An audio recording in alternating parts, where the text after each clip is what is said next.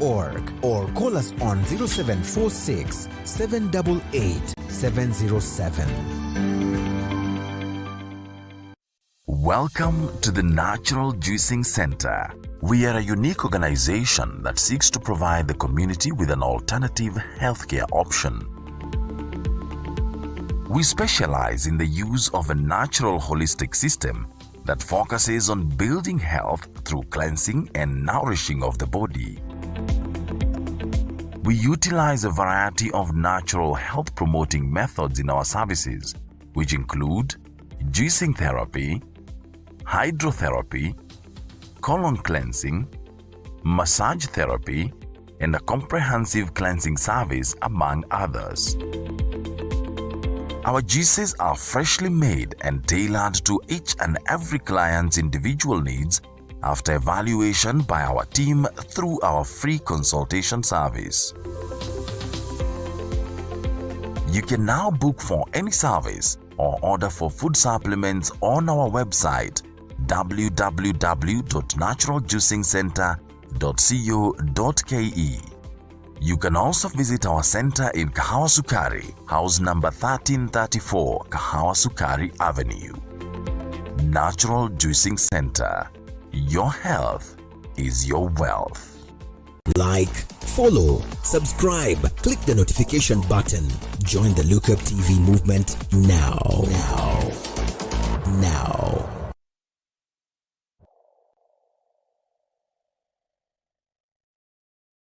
The following program is rated GE. It is suitable for general family viewing. Tonight on Humble Beginnings. Honestly, mimi nilikuwa nataka tu ni grow nitoke Huruma. So ilibidi nikuwe creative by the way. So nikajifundisha kuchoma makaa, nikajifundisha kwenda kuvua, though kuwa successful. Nimeokuma phones hapa tao by the way. Yeah, nimeokuma phones to survive.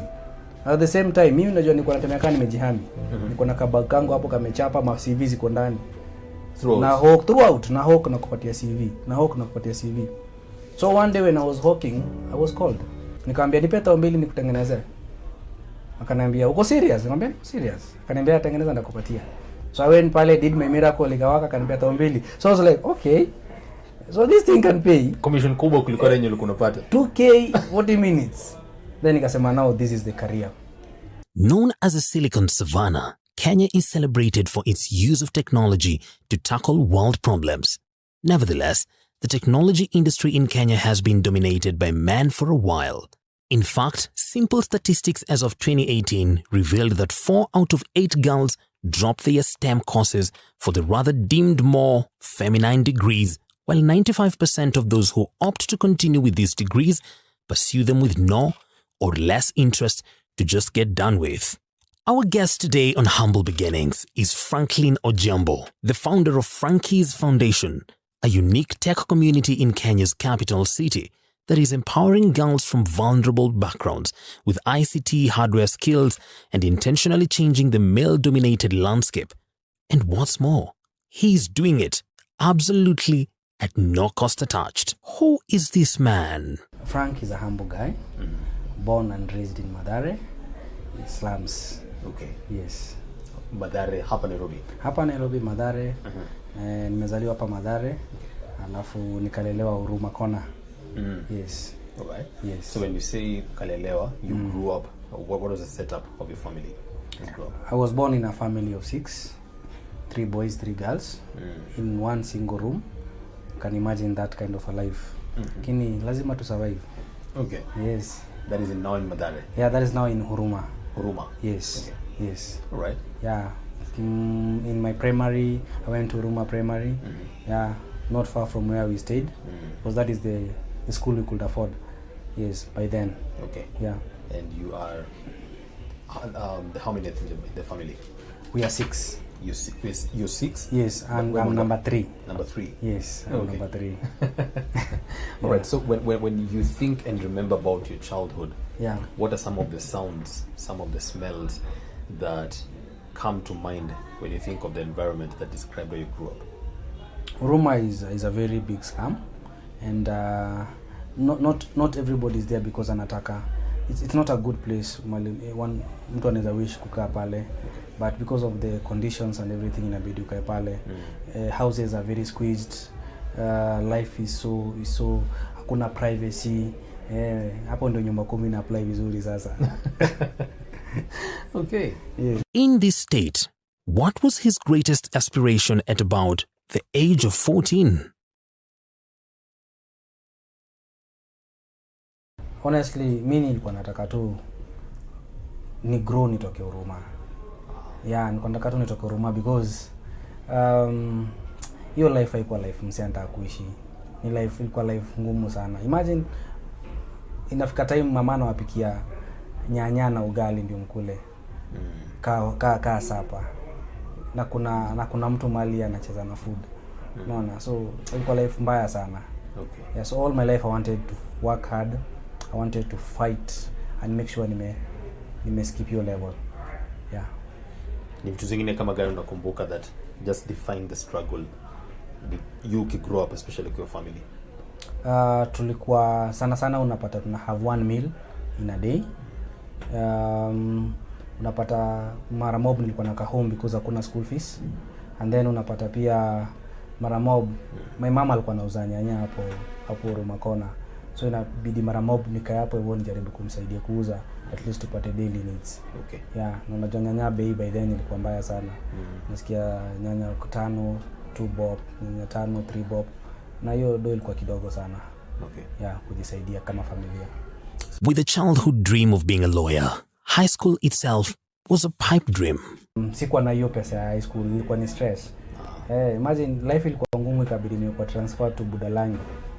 Yeah, so I went to Budalangi High School. Kule kwa floods? Yes, kule kwa floods.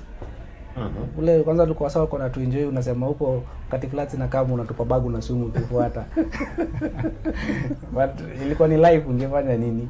Yeah, so imagine walking place kutoka kama Tao to Halinga mguu mali shule iko every day.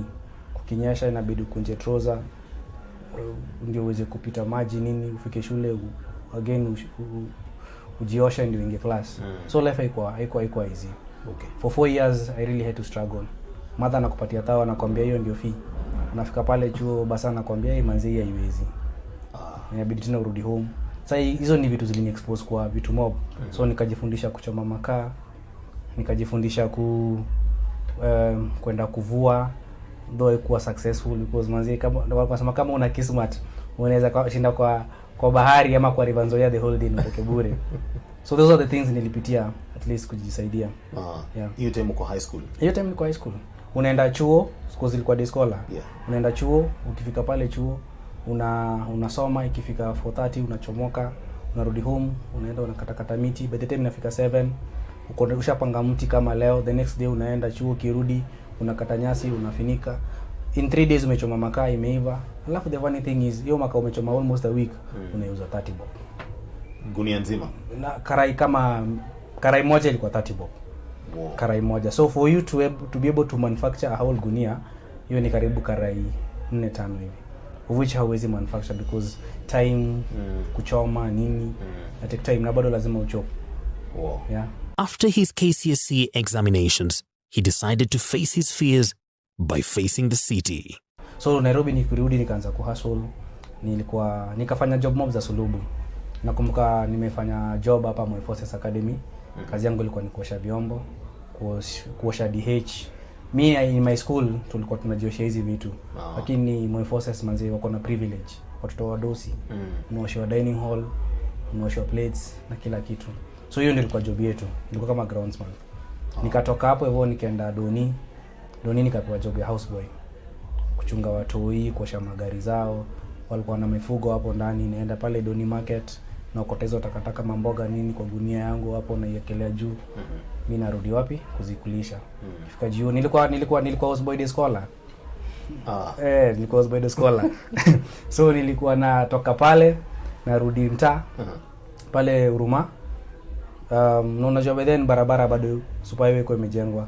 So nikupiga tu kalesa kutoka Doni hadi hapo Raunda ndio niweze kushuka shotika ndole pale Huruma. Nikatoka hapo hivyo nikaingia Inda. Inda ilikuwa noma. Inda ni kujuana bro. Inda ni kujuana. Kama ujulikani Inda kupata job ilikuwa ngumu. So Inda nilienda kutafuta tu job yote. Ile job nilipata Inda ilikuwa ya casual. Na walikuwa napeana job kujuana. Yeah, so nikaangukia job unga limited. Pale nilikuwa casual.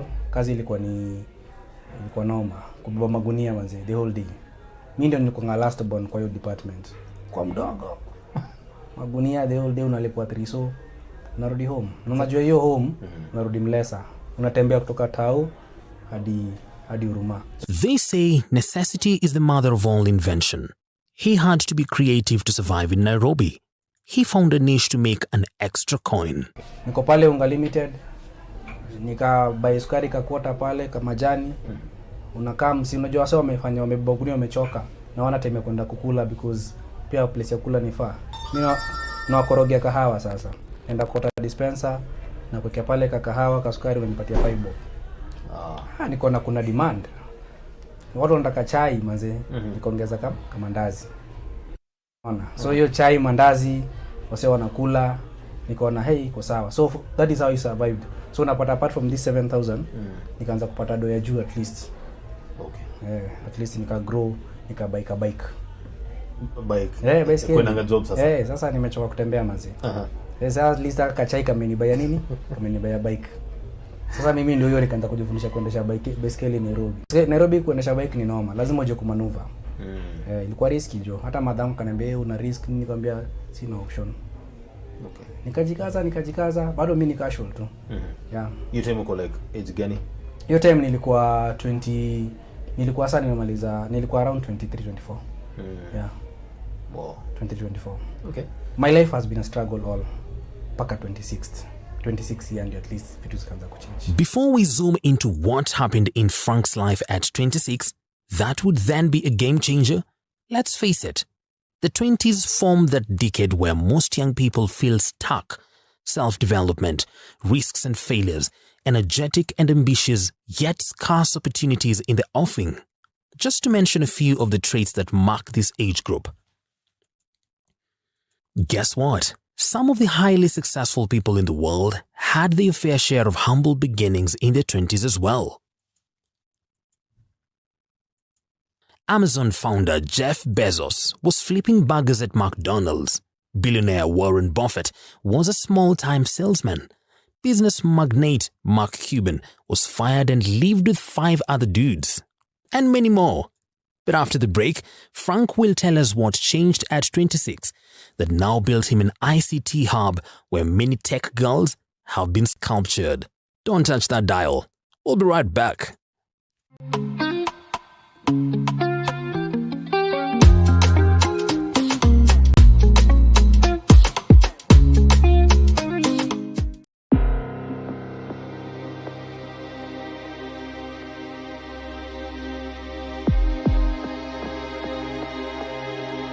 Now when I go 26, nilikuwa nimefanya kazi zote kabisa. Nimechoka.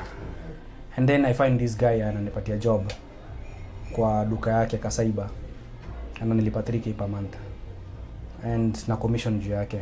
And this guy ako na laptop, ako na computer desktop, alafu ananiambia wewe kazi yako ni kutype na kuprint.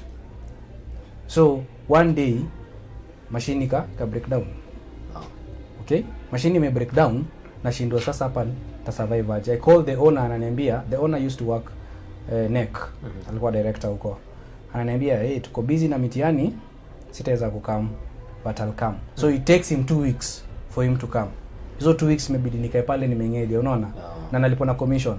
So nikaanza kuchapwa na stress. Nitapataje do nini? Na siwezi muibia.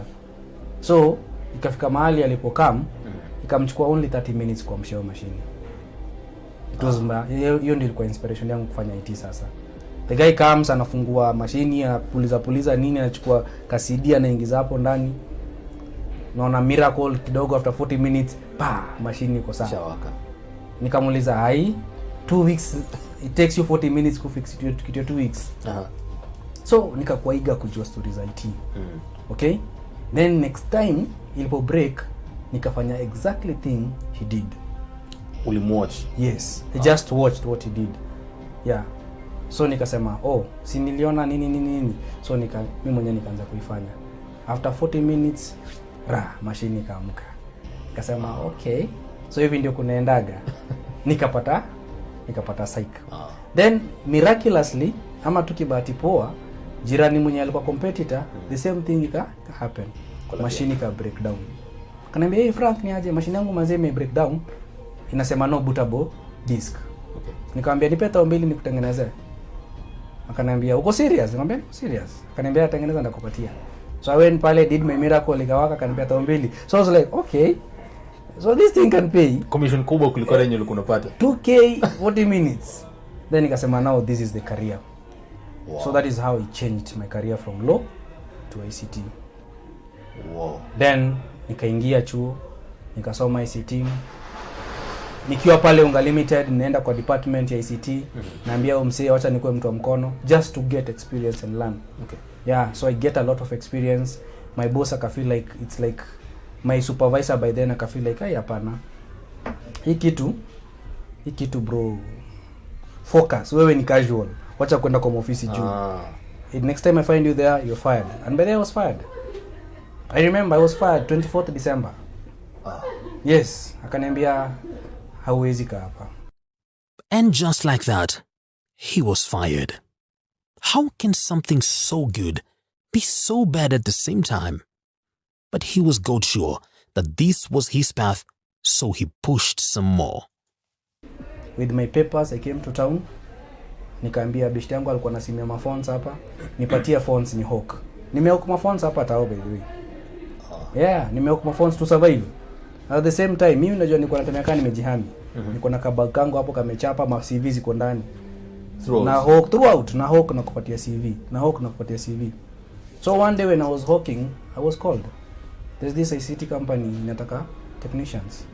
And I remember that day when we went there, manze in Nairobi wasa wamesoma. Tulikuwa watu kama 30. Wasa wamesoma, yani design. Unasikia kwa room, umefanya nini? Mimi nimefanya mimi niko na masters, mimi niko na sisi watu wa nini tumetulia tu hapo. Sisi watu wa madip tumetulia tu hapo. Yeah. So when I got that time ya kwenda pale hivyo kujiexpress, mimi niliambia mdosi kitu moja.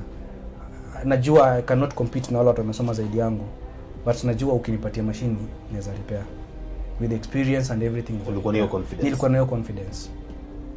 Na wakaniambia sawa, we'll get back to you. Mimi nikwambia in fact I'm surprised mnaniambia niwapatie CV na nilishawatumia.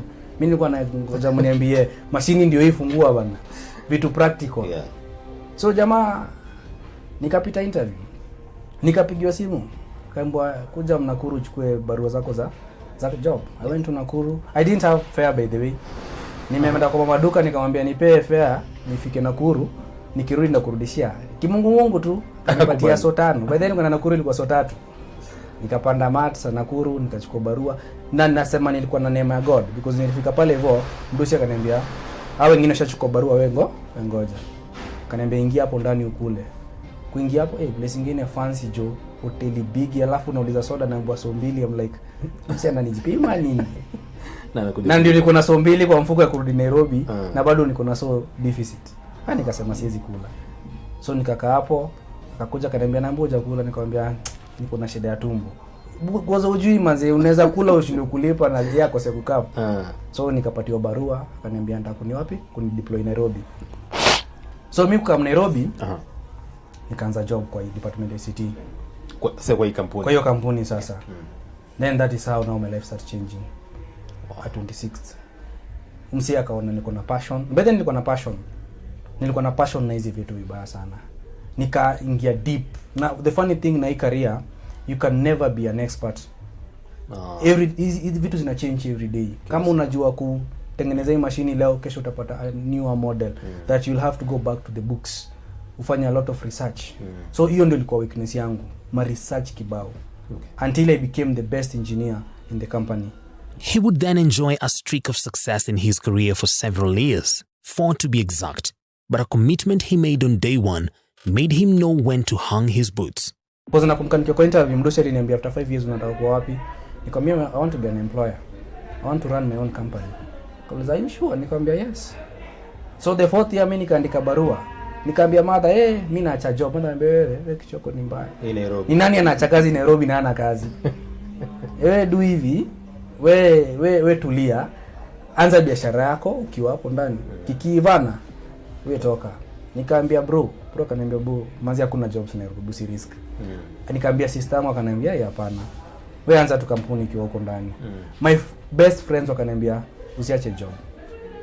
The fear of unknown. But mimi nilijua kitu moja. Nikilala kuna guarantee nitaamka. But I still take that risk and sleep. Believing and hoping nitaamka. Na mimi huamka. Unaona? So mimi nikaandika barua. Nisikusikia mtu yote, nikaenda mdosi nikamwambia unajua nini? Unakumbuka nilikwambia the 5th year I want to be my boss. It is time. Ampia barua nikamwambia nashukuru, umeniokoa, I want to be like you. But I cannot be like you if I keep working for you. Nikamwambia look at your cars. Look at your houses. I admire them.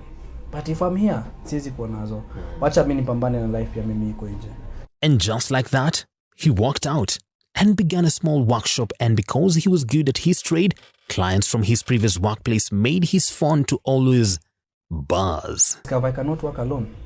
Nikatafuta kijana nikaanza kumfundisha kazi. Bado hatutoshi, nikatafuta mwingine. So nikasema so this employer thing is working. Because at the end of the day nawapatia kitu. So time came nikasema kama hii kitu imechange life yangu. Nimechange life ya vijana wawili. Then it can change life ya wasi wengi. That is how now Franky's Foundation. Yes, that is now how Franky's Foundation was born. Nikasema I want to reach many people. I want to reach youths. I want to support them, but I cannot reach them through a company. I'll reach them through a foundation. Okay, why a foundation? Why a foundation exactly? Because foundation one unajicommit.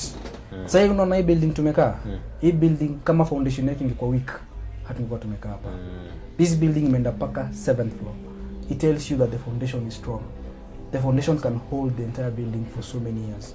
So I went the foundation way because I wanted to be that strong person who can hold a community and support them at the same time without complaining. And that is the reason why I'm giving this training for free. This training, if you go to the university, you'll pay 200,000. Sure.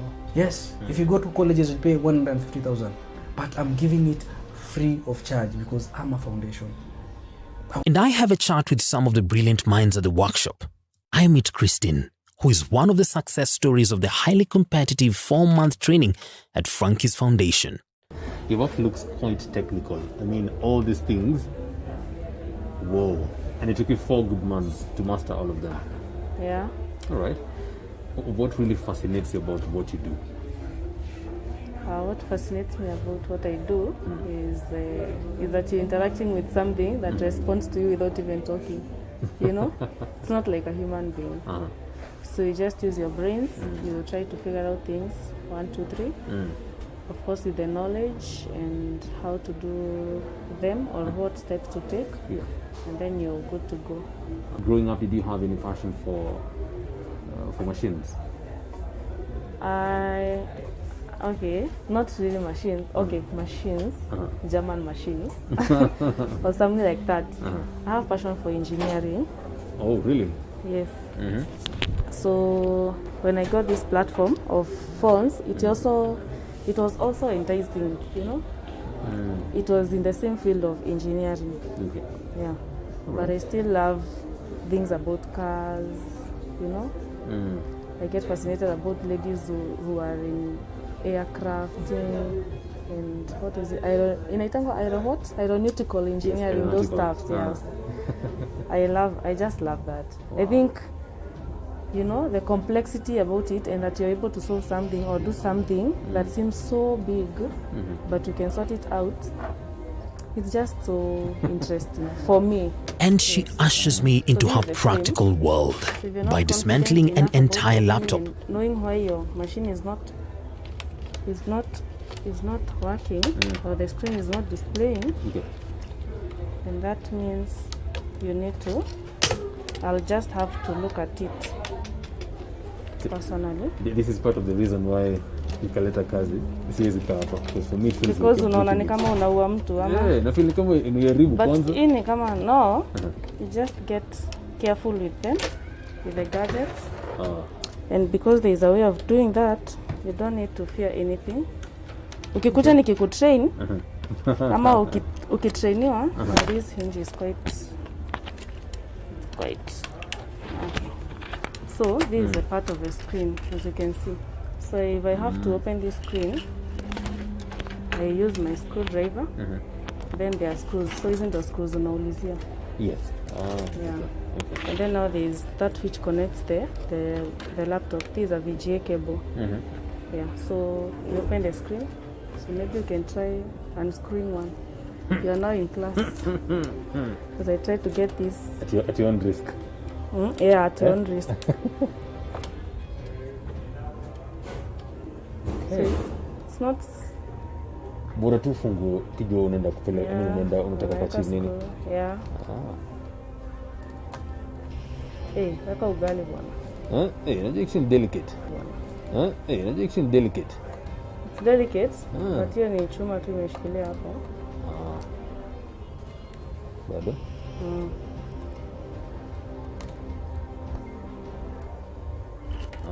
So you also open hapo chini. I don't know why this frame is. Yeah.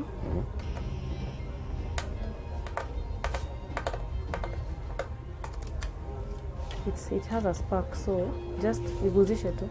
Yeah. Yes. So see, it's easy. Interesting.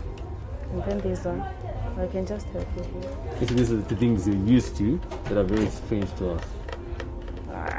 They are just complicated by physically. So and then now you have your screen here. So this is your screen. Whoa. So you disconnect your screen because there is a VGA cable. This is a VGA cable that connects the screen. Okay. And you have your screen. So if I look at it like this, you'll just see it has that black line. The black part. Yes, and a light. So that is it. Now your machine is screenless. Yani ndio kitu so very expensive hivi. So now after that, after screens, you now go to other parts. Like maybe now you've identified that the machine has a screen issue. Okay. Yeah. Sorry. So yeah, just has a screen issue. It's no problem. So for some of these things, like haka kitu kakavunjika, you need to replace have the whole frame. The whole frame. So unaona sasa kama imevunjika, as much as it has locks, you'll have to replace it. Okay, kama haupendi the figure, yeah. Okay. You just replace the whole lot of it. Alright. So apart from that, we now go to the inner part of the machine, which is now the inside part.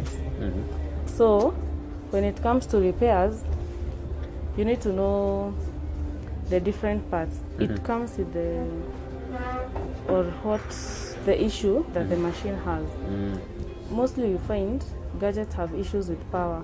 Maybe there's a power surge. Maybe your machine is just failing in a choker. Unajua?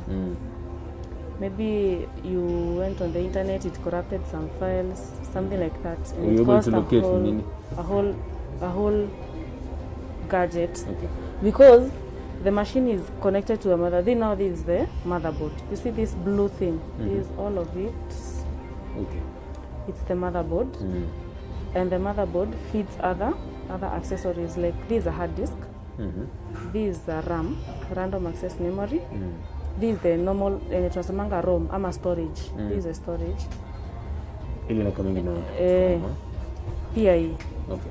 But all of them, it's something you can upgrade, it's something you can change. Now, the machine has somewhere a battery. Kuna hii Wi-Fi adapter. That's where ukienda kwa Wi-Fi, machine ina connect. These are Wi-Fi cables. If one fails, you connect the other one. These are USB ports. Okay. This is the fan. So hii ni HDMI. Ile yenye una connect na screen, TV screen. These are USB ports, unataka connect kwa simu. So this is the charger. These pia ni USB ports, extensions. And this is the cable that connects now the screen. I've shown you the screen. Yes. And now the motherboard. So if the motherboard fails in one place, there is something that will not work. Okay. And after the entire class, I touched the wrong nerve. Something we all often do. of a laptop, of a phone that I never get to interact with. Yeah, sure. Yes. And it's even actually the learning part, you know. And just to know that sitaibiwa na fundi pesa yetu wamekula in Nairobi.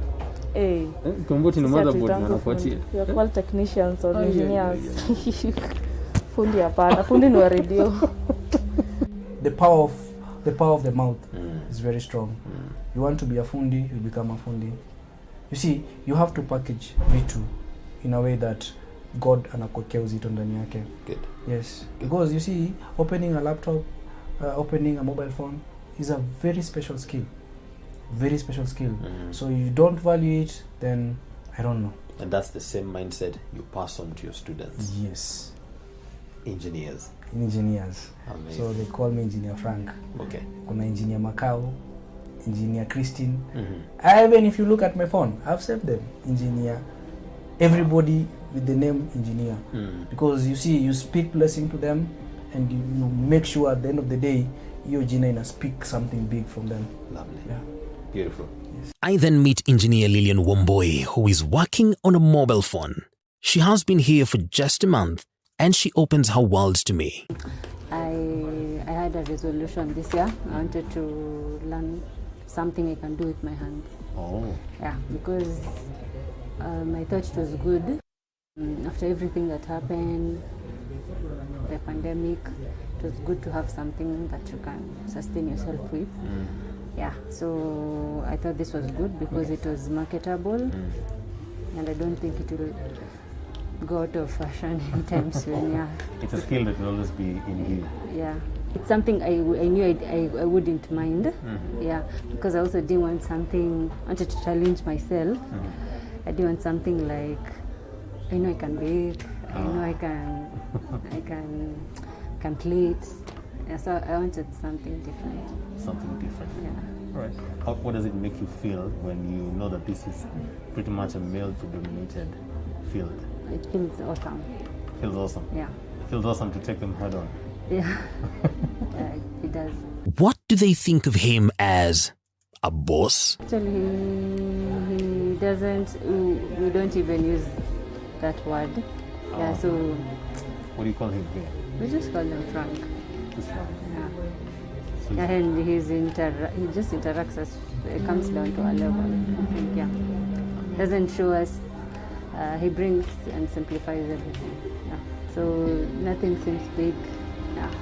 Otherwise, you'd come here and run away. Yeah. I think he's a person who has a vision for women and a vision for the young generation, because these are skills that can help people have a good livelihood at the end of the day.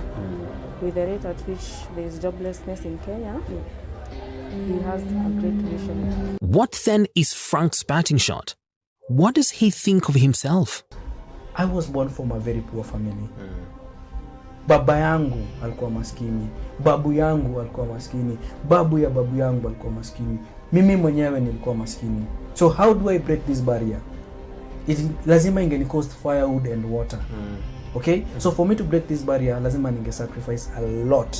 A lot. So nikajinyima vitu mingi, nikajinyima raha, nikajinyima starehe, and then nika introduce a system ya kusurvive, whereby when you get money, you save 90 and you eat 10. And sasa sisi ma youth tunafanyanga vice versa. Tuna save 10, tunakula 90. Kabisa. And your discipline ndio imenisaidia kufika mahali nimefika leo. So when I went to Huruma, they were surprised. Wakasema, there's something Frank atuambii. Kuna stuff yes, ndani. There's something Frank atuambii. And some believed niko Illuminati. But of course, kama niko Illuminati, then niko Illuminati hard work. Yes. I want to be that source of joy. Amazing. I always believe I'm a servant of God. And I was sent to serve. And it is my duty to serve. So, sitafadhali ni kuserve na kuserve na kuserve. Frank's life boldly exemplifies one truth, that true success is earned based on service to others, not at their expense.